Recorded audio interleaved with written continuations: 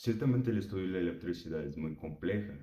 Sin embargo, hasta los fundamentos más simples del área pueden desvelar una infinidad de información nueva, como es el caso de este proyecto en cuestión. Tomando las bases de la neurología y la ley de Ohm, se puede generar un modelo matemático muy complejo, pero realmente interesante, que describe el comportamiento eléctrico del área biológica. Hola, soy Adrián Lomeli y espero disfrute la presentación de este interesante proyecto. Esta demostración matemática se enfoca en las células neuronales, para ser más específico, en la membrana plasmática de la misma, así como su entorno intra y extracelular. Para empezar, recordemos algunas características clave de las neuronas. 1.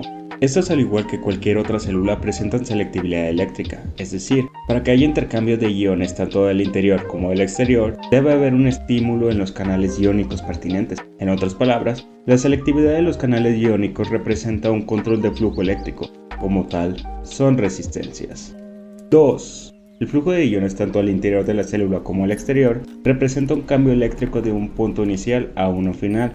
Expresado de manera formal, existe una diferencia de potencial eléctrico. 3. Por naturaleza, las neuronas tienen fugas constantes de iones, esto con el fin de equilibrar sus propiedades eléctricas. 4. El entorno intracelular de las neuronas está cargado de manera negativa en comparación al entorno extracelular, es decir, existe una diferencia de potencia que se asemeja al de un capacitor. Me explico. Un capacitor es básicamente dos placas separadas a cierta distancia. Ambas placas se encuentran cargadas eléctricamente, pero con signos opuestos que generan un campo eléctrico entre sí. Tal cual se forma esta relación eléctrica en una neurona.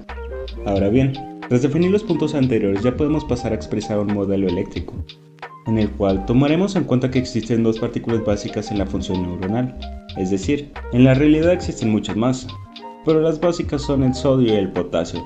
Por ende, tomaremos estas dos partículas eléctricas como punto de partida.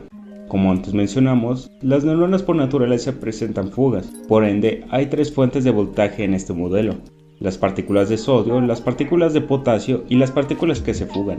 De tal manera, deben existir canales iónicos específicos para las tres variaciones eléctricas. Por tanto, estas fuentes de voltaje serán acompañadas por tres resistencias de control de flujo, estos conectados en serie con su homólogo, pero en paralelo respecto a cada variación, aunado al capacitor en paralelo que representa las condiciones iónicas tanto intra como extracelulares. De tal manera, el circuito eléctrico que expresa la relación de variación eléctrica en el caso particular de esta hipotética neurona es la siguiente. La teoría nos menciona que la intensidad de carga eléctrica es igual al cociente de la derivada de la carga entre la derivada del tiempo, supóngase derivada como una razón de cambio. Pero para poder encontrar la primera incógnita, la intensidad del capacitor o intensidad de membrana, tenemos que despejar la derivada de la carga, dejando que la derivada de la misma es igual al producto de la intensidad por la derivada del cambio. Esta expresión será sustituida en la fórmula de la carga de membrana. Sustituyendo, nos queda que la carga de la membrana es igual al cociente del producto de la intensidad por la derivada del tiempo entre la derivada del voltaje. Despejando la intensidad, que es lo que buscamos en un principio, esta es igual al cociente del producto de la carga de membrana por la derivada del voltaje entre la derivada del tiempo. Para obtener la expresión de conductancia de cada variación iónica se busca cambiar todos los términos de resistencia a términos de conductancia. Por ende, se utiliza el recíproco de la resistencia, quedando que la intensidad es igual al producto de la diferencia de voltaje por la conductancia. Por último, la suma de cada una de las expresiones deducidas es el resultado que se busca en torno a la combinación de teoría eléctrica y bioquímica.